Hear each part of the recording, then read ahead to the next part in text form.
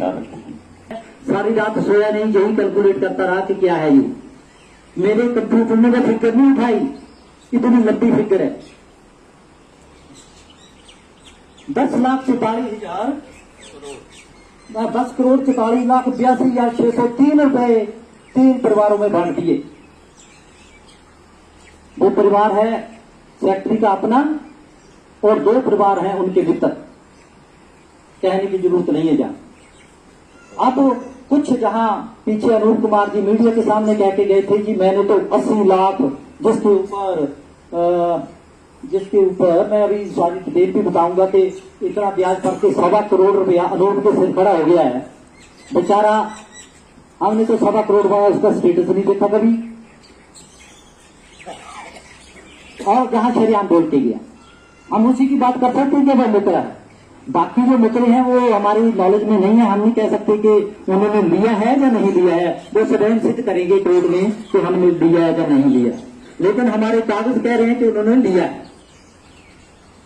ये हमारा काम नहीं है सिद्ध करना कि उन्होंने नहीं लिया। वो स्वयं सिद्ध करें कि हमने नहीं लिया। अगर मैं बाई नेम जहां बोलने में मेरे को कोई विरोध नहीं है,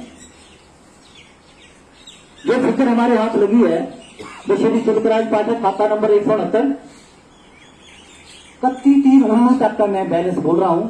31/3/19 को 31/3/2019 को राज के नाम सुलभराज पाठक के नाम 1,04,49,600 रुपया खड़ा था और उस पर ब्याज लगा था 33,57,430। और वर्तमान में जो जिस दिन सदस्य बोलेगा क्योंकि बाकियों ने भी बोलना है, समय का भी ध्यान रखना पड़ता है। एक ही आवाज सभी की आवाज होगी। तो उनके साथी हैं श्री सरवण कुमार खट्टा जी, पैसा लगा रखे देने के संबंध में सवाल है। उसके बारे में किसी भी जो पंचायत मेंबर जहां पर बैठे हैं उनको इसके बारे में कोई भी ज्ञान नहीं है। सेक्रेटरी से हमने पूछा, विजय जी भी गए थे हमारे साथ, तो उन्होंने हमें रिकॉर्ड दिखाने से ही मना कर दिया। हमने प्रधान जी से पूछा कि आपने तो हमें भी बताया नहीं, हमारे गांव में फैक्ट्री लग रही है, इसके बारे में तो आपने बताया ही नहीं। उन्होंने गलती माननी है उस पर, और आप गलती मानने से क्या होगा उससे अब गलती मानने से क्या होगा? ये तो गांव का मामला है ना ही। तो अब जिनके पैसे की कार्रवाई होती है वो जो पंचायत सदस्य है उनके भूमि प्रस्ताव पास होता है। अगर चोरी छुपे जो प्रस्ताव पास होता है उसमें क्या करते हैं, जो हमारे पैंच नए नए बांटे उनको ये पता नहीं है। क्योंकि जब सुबह 10 बजे इजलास लगता है तो 2:30 बजे इजलास खत्म हो तो ये हमारे जो पैंच है इनको उसके नीचे बिल्कुल जगह नहीं छोड़नी, तब दस्तखत करने चाहिए ताकि हमारी गैर हाजिरी के बिना या हमारी सहमति के बिना कोई भी अन्य प्रस्ताव ना डाला जाए। पर ये इनकी नासमझी का फायदा क्या ले लेते हैं कि दस्तखत साइड को कराते हैं, कार्रवाई के नीचे दस्तखत नहीं कराते। इन्होंने जो दुनिया का प्रस्ताव डाला या कुछ नहीं करा उसमें इन्होंने साइड में दस्तखत कराई और नीचे की कार्रवाई को इन्होंने बंद नहीं करा, तब वो प्रस्ताव डाला गया। ये सरासर गांव वालों के साथ बिल्कुल धोखा। बाकी रही शराब की बात, शराब तो आप पहले ही देखते हैं जहाँ कितनी प्रचलित है। जब गांव में ही बनेगी तो कितनी प्रचलित हो जाएगी और हमारी नौजवान पीढ़ी पर उसका कितना असर पड़ेगा। यहाँ लोग खेतों में जाएंगे, वहाँ काउंटर से खरीद के पीने लग पड़ेंगे। पहले ही हमारी नौजवान पीढ़ी बर्बाद है। ये तो पंचायत को भी चाहिए था, जब ठेका खुलता है तभी पंचायत का प्रस्ताव पास होता है। तो जो बुद्धिमान जो प्रधान है जो ऐसा सोचते हैं कि हमने आपके अपने गांव को जो है जहाँ नई जनरेशन को उसका मेरे को कैटली ने बताया था, हम उनके भी धन्यवादी हैं। क्योंकि ऐसी धांधली कहीं ज्यादा भी नहीं होनी चाहिए, क्योंकि हम जिम्मेदार हैं, खेतों में काम करते हैं, खून पसीने से पैसा कमाते हैं और हमारे पैसे का सदुपयोग हो। कैसे वो चले गए तो कमेटी को भी ये चाहिए था। तो बाकी जो वीडियो से आप मिले हैं जिसको पंचायत अफसर तक भी अपनी आवाज पहुंचाओ। और जो मैं ये पंचायत मेंबर जो है जहां बैठे हैं मैं उनसे अनुरोध करूंगा कि बहिष्कार करें वो इजलास का, कि कहीं ऐसा ना हो कल को ये कोई गलत रेशे से प्रस्ताव पा लें तो उसने गलती मान ली तो कल को थैंक यू। अब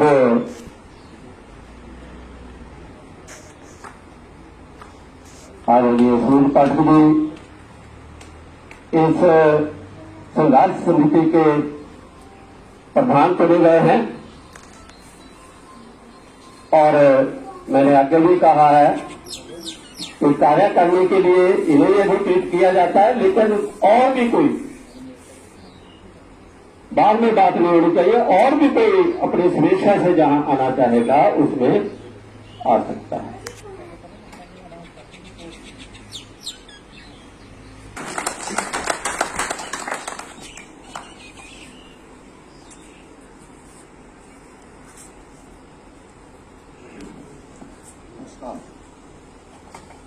बहुत बहुत धन्यवाद, आभारी। आपने मुझ पर ये विश्वास रखा। आदत से मैं बड़ा चुपचाप रहने वाला व्यक्ति हूं। लिखने पढ़ने में विश्वास करता हूं कि वो जो पैसा उन्होंने हड़प किया है उसको वो वापस करें।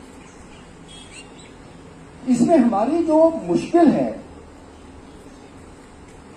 वो ये है, बदकिस्मती है हमारी, कि जो जिला लेवल के ऊपर कोऑपरेटिव डिपार्टमेंट के लोग हैं वो सारे के सारे उनकी जेब में हैं। वो सारे के सारे उनसे मिले हुए हैं। और जो बाकी विभाग हैं, इंडस्ट्रीज वाले ले लो, एक्साइज टैक्सेशन ले लो, किसी के पास जाओ, वो कहते हैं हम आपकी बात तब तक नहीं सुनेंगे जब तक उनका डिपार्टमेंट हमें नहीं कहता कि ये ऐसा हुआ है। एक तो थोड़ा आहिस्ता नहीं मैं कहता, लेकिन पेशेंस के साथ, तहम्मुल के साथ, आराम के साथ चलना पड़ेगा, क्योंकि लड़ाई जो है वो टेढ़ी है। ये भंग होने से कुछ नहीं हुआ। सिर्फ एक काम हुआ कि पहले जो 5-6 लोग थे, हमारे ही लोग थे, जब उनसे बात करो तो वो रोना शुरू कर देते थे कि जी मुझे पता नहीं लगा जी कितना दस्तखत करा ले, जो थे बोले मैं दस्तखत कर देते, मेरे को कोई पता नहीं। उसकी बजाय अब एक आदमी है जिसके साथ हमें निपटना है, और एक आदमी ऊना में है जिनके साथ हमें 2 लोगों से निपटना है। इन्होंने अभी ज्वाइन किया है, इनको 3-4 दिन हुए। 1 आध दिन और इनको देना वाजिब है ताकि वो अपना सारा समझ सके, उनको पता है हम उनसे क्या चाहते हैं। और 1-2 दिन और एक नई कथा शुरू हो गई। ये कहते हैं कि मेरी कॉम्पिटेंस में एफआईआर करवाना नहीं है, एफआईआर करवाने की कॉम्पिटेंस ऊना वालों की है। ऊना वाला कहता कि मेरी कॉम्पिटेंस नहीं है, ये उसी का काम है, कमेटी करवाती है, ये कमेटी की जगह है, यही करवाएगा। तो 1 या 2 दिन हम इनको देने के बाद इससे भी और उससे भी बात करेंगे, डीसी साहब से ही बात करेंगे कि उसको बुलाइए और फिर इसको वो करिए। और हम छोटी सी बात चाहते हैं कि जिन लोगों ने ये घपला किया है इतने करोड़ रुपए का, अब मुंह जबानी बड़े लोग मुझे बोलते कि मैंने तो लिया ही नहीं। मैं कहता हूं भैया लिख के लाओ, लिख के दो। मुझे वहां से लंदन से टेलीफोन आया, इंग्लैंड से, कि वीरा जी मैंने पैसे नहीं ले। मैं था ही नहीं उत्थे, मैं कितना लेने पैसे, मैं ले ही नहीं। तुसी मेरी बलते एक गल कितनी भी बोल सकते हैं।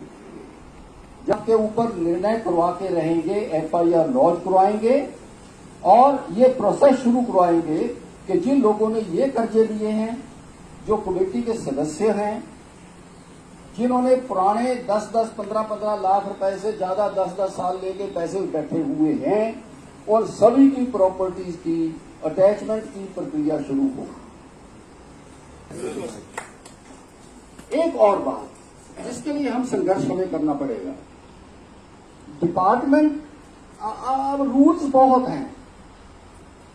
डिपार्टमेंट एक रूल किताब लेके बैठा हुआ है, हमें पढ़ के सुनाता है कि जब तक अप टू डेट ऑडिट नहीं हो जाता कार्रवाई नहीं करनी चाहिए। हम कहते हैं कि जब 31/3/2019 को घपला हो गया तो उसके ऊपर आप कार्रवाई क्यों नहीं करते? ऐसा लगा बुध या वीरवार तक कि कुछ भी होने वाला नहीं है, तो हमारे पास वही एक विकल्प बचता है। क्योंकि जहां तक कोर्ट्स की बात है जंबे उठाने वाला वो ट्राई करेंगे, लगता है शायद ईश्वर की कृपा हो जाए, सब ठीक हो जाए, हम इसमें सफल हों। मैं एक बार फिर आप लोगों का धन्यवादी हूँ। जितने भी पंचायत मेंबर्स हैं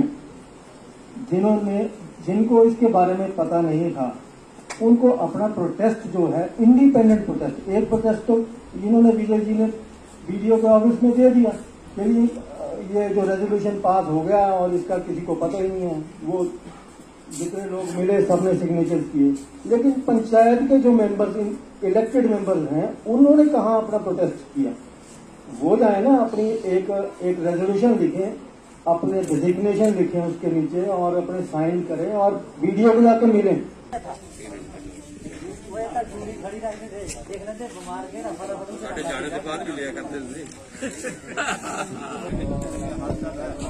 इन्हें तो बहुत धन्यवाद है, तो बहुत ठीक है।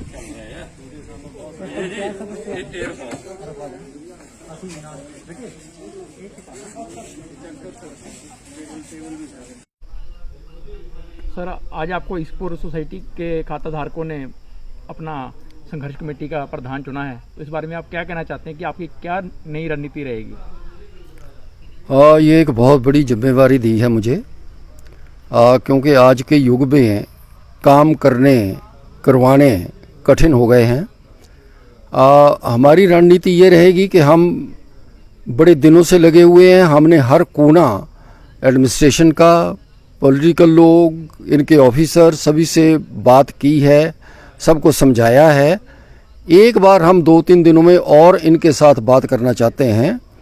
अगर ये नहीं मानते, हमारी सिर्फ 2 बिंदु हैं जिसके ऊपर हम इनसे बात करना चाहते हैं कि भाई एक, इमीडिएटली FIR लॉन्च करो, और दूसरा 31/3/2019 के ऑडिट के बेस के ऊपर इनके अगेंस्ट कार्रवाई शुरू करो। और ये जो लोग हैं जिन्होंने इतना पैसा लिया है, वो कमेटी जिसने इतना पैसा दिया चाहे वो भंग हो गई है, और वो लोग जिन्होंने 10-10, 15-15 लाख रुपया कई सालों से दबका के रखा हुआ है, उन सब की प्रॉपर्टी को अटैच करने का प्रयास करो। अगर ये नहीं करते हैं तो अगली मीटिंग में हमने जो फिर फैसला करना है वो ये है कि किस दिन धरना कहाँ देना है और कहाँ नारे लगाने हैं। हम संघर्ष में तो फिर संघर्ष तो यही है, अगर और ये नहीं मानते ढंग से तो हम इस हफ्ते में DC को भी मिलेंगे, इस हफ्ते में AR को भी मिलेंगे, इस हफ्ते में लोकल एडमिनिस्ट्रेटर को भी मिलेंगे, इस हफ्ते में एक बार फिर प्रयास करेंगे हम कि ऐसे ही सुलझे काम। अगर नहीं सुलझता तो फिर क्या कहते हैं वो उर्दू में, तंग आमद भुजंग आमद। जो कमेटी भंग की गई है, सेक्रेटरी एक कर्मचारी है, हम ये चाहेंगे कि FIR लॉन्च होते ही उसका निलंबन किया जाए और उससे सारे का सारा जो रिकॉर्ड है वो सारे का सारा एडमिनिस्ट्रेटर अपने कब्जे में ले। ठीक।